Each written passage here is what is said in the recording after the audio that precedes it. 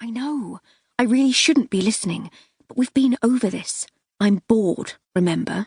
They're loud. So then, the girls repeat what I have already gleaned from their earlier gossiping. This trip to London is their first solo visit to the capital, a gift from their parents to celebrate the end of GCSEs. They are booked into a budget hotel, have tickets for Les Miserables, and have never been this excited. You kidding me? You really never been to London on your own before? Carl, the boy band lookalike, is amazed. Can be a tricky place, you know, girls. London. You need to watch yourselves. Taxi, not tube, when you get out of the theatre. You hear me? I'm liking Carl now. He's recommending shops and market stalls, also a club where he says they will be safe if they fancy some decent music and dancing after the show. He's writing down the name on a piece of paper for them. Knows the bouncer. Mention my name, okay? And then Anna, the taller of the two friends from Cornwall, is wondering about the black bags, and I am secretly delighted that she has asked, for I am curious also, smiling in anticipation of the teasing. Boys, so disorganized. What do you like, eh? But no. The two young men have just got out of prison. The black bags contain their personal effects. I can actually hear myself swallowing then, a rush of fluid suddenly filling the back of my throat, and my pulse now unwelcome percussion in my ear. The pause button is pressed, but not for long enough. Much too quickly, the girls are regrouping. You having us on? No, the boys are not having them on. They have decided to be straight with people, have made their mistakes and paid their dues, but refuse to be ashamed.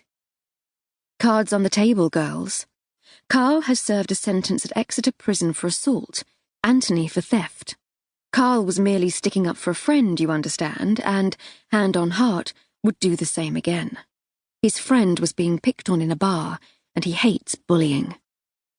Me, I am struggling with the paradox, bullying versus assault, and do we really lock people up for minor altercations?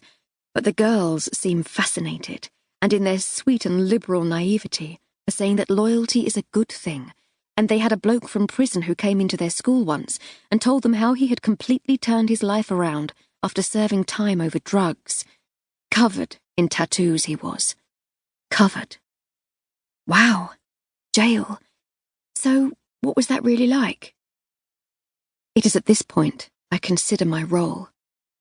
Privately, I am picturing Anna's mother toasting her bottom by her Aga, worrying with her husband if their little girl will be all right, and he is telling her not to fuss so. They are growing up fast, sensible girls. They will be fine, love. And I am thinking that they are not fine at all. For Carl is now thinking that the safest thing for the girls would be to have someone who knows London well chaperoning them during their visit.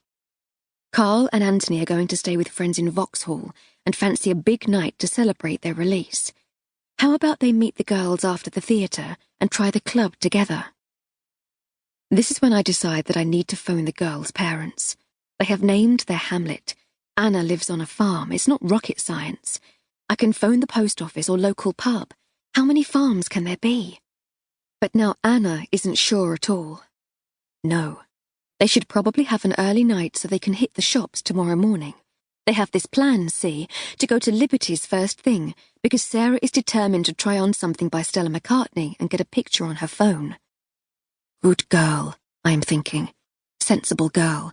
Spare me the intervention, Anna. But there is a complication, for Sarah seems suddenly to have taken a shine to Anthony. There is a second trip to the buffet, and they swap seats on their return. Anna now sitting with Carl and Sarah with Anthony, who is telling her about his regrets at stuffing up his life. He only turned to crime out of desperation, he says, because he couldn't get a job, couldn't support his son. Son? It sweeps over me then. The shadow from the thatched canopy of my chocolate box life, me shrinking smaller and smaller into the shade as Anthony explains that he is fighting his ex for access, telling Sarah that there is no way he's going to have his son growing up not knowing his dad. Don't you think that would be just terrible, Sarah, for him to grow up not knowing his dad? Sarah is the one who is surprising me now. There's a catch in